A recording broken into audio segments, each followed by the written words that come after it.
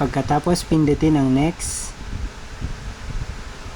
at makikita ninyo ang inyong license. Ito po ay inyong tanggapin. I-accept lamang po.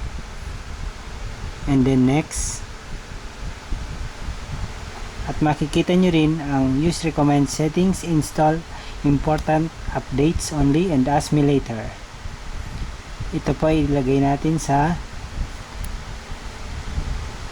use recommend settings.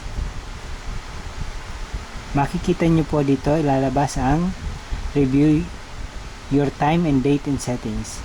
Diyan nyo po ilalagay ang oras. At makikita nyo rin po ang wireless or Wi-Fi.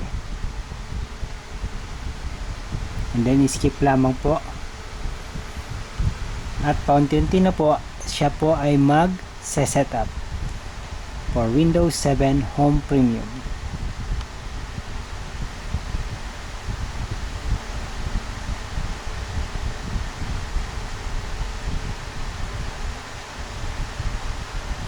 Habang nag-preparing your desktop, hintayin nyo lamang po hanggang sa siya ay matapos mag-loading.